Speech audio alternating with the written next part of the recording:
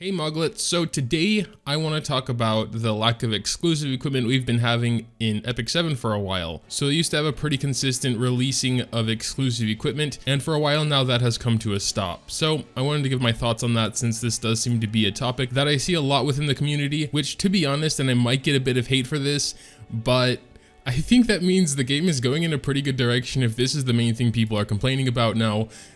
I mean, exclusive equipment is nice, it's fresh, you know, it can definitely give a character a new spin sometimes, but I would say most of the time, if a not very good character gets exclusive equipment, it's not necessarily automatically going to make them great. And then you have to consider they have to put a lot of thought into exclusive equipment, because when we had, who was it, Charles? Yeah, when we had Charles' exclusive equipment drop, there was a short but loud shitstorm surrounding that, which I mean is understandable. Charles was strong already, and of course is even stronger with his exclusive equipment. So people are like, why him and not someone else? So they have to consider a lot of things when they give someone their exclusive equipment. If it's already like a good character, they have to make sure they're not like going into broken zone, you know? They haven't done anything regarding Charles' exclusive equipment as far as I can tell, so it seems like once exclusive equipment is out there, they're not really going to change it, so yeah, they have to be careful before they release some. So yeah, we have 23 heroes with their exclusive equipment, which is a pretty small pool of the overall heroes,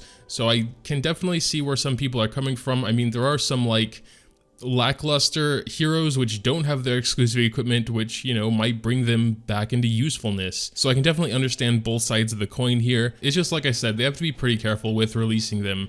And also, you know, we recently got this whole entire other section where you can buy special artifacts, and this uses the same currency as exclusive equipment. So it could be they're also holding off on releasing new exclusive equipment to give everyone a chance to, you know, get these cruel mischiefs if they want to get higher scores without necessarily needing to spend all their currency on exclusive equipment. So I would say it would be reasonable to expect some soon by now, but it's like every single patch where there's not new exclusive equipment, there's a group of people that scream about it. And of course, I would love to see new exclusive equipment as well.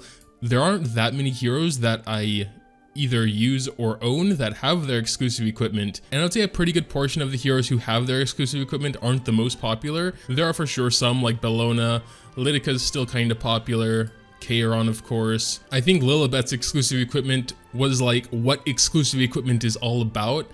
This one really impressed me, even though I still don't really use Lilibet, but it's like her Soul Cutter increasing that hit chance by 20%. That to me was like the epitome of what exclusive equipment should be. Even with Lilibet's little role of pretty much taking care of Arbiter Vildrids, she still wasn't perfect at that because Arbiter Vildrids can have that artifact, you know? And her exclusive equipment sort of filled that gap and made her pretty much perfect for her niche. And that could be what they're trying to focus on going forward, you know? Not just like some random stat bumps on some of their skills. They might just really be taking their time with it to ensure that it makes sense, that it's not too overpowered, that it's not too underpowered. You know, there's a lot of balancing issues that go into play, and probably a lot more thought than a lot of people think that has to go into things like this. Also, Euphenia's exclusive equipment, I think a lot of people are saying hers is actually way too overpowered. Unfortunately, Euphenia is one of the only RGB 5 stars I don't have, or else I definitely would have raised her by now. Yeah, her exclusive equipment is quite nice too. And then Shermia is playing with fire exclusive equipment. That can lead to some amazing Hall of Trials scores, but it's a lot down to RNG. You know, if she gets those double hits off all the time, I don't know if that really worked with Zeno because he's water and all, but yeah, that one's pretty fun. But yeah, I would say my main point is try and be a little bit more patient. I'm going to be watching the release of the next, I guess 3 it usually comes with, 3 exclusive equipments with great interest, because since they took their time with them, you know, maybe they're going to be something special. We'll see. Besides that, we have some drop rates up. I don't know. There's 2 of them. Lulika is the interesting one here in my opinion. I don't think they changed anything with Melissa really. So she's still okay. Still a okay single target fire damager. But yeah, not super interesting for me. Lulika, on the other hand, I was honestly thinking about summoning on her banner just because of Spirit's Breath, but I got super lucky with those 10 free summons they're giving us every day. Got Spirit's Breath, my very first Spirit's Breath from one of those. I was just like, holy crap. It's funny too, because every time I see that animation for that 5-star artifact, I'm like, is it gonna finally be Spirit's Breath? And it was that time. Just cool. But yeah, obviously, I'm not gonna summon for her. I have my Lulika already, and now a Spirit's Breath. So I could summon for dupe Spirit Breaths, but I'd rather just wait for them to come into the shop thing. I think that's not an exclusive artifact, so it should be there at one point. But yeah, if you don't have Luluka, should you summon? There is one thing that I want to mention. I perhaps just don't fully understand it because I didn't really see it outside of the comment thread on that forum post where they said save your stuff for our collaboration. We might have a collaboration soon. I'm gonna go back on Stove and see if they've actually officially said anything about that by now. So yeah, I don't think there's anything official right now, but there's like a rumored collaboration going around apparently. They did release a sort of teaser thing on their Instagram a while ago, around 8 hours ago from when I'm recording this. So yeah, besides that, I can't really find much information about upcoming collaborations.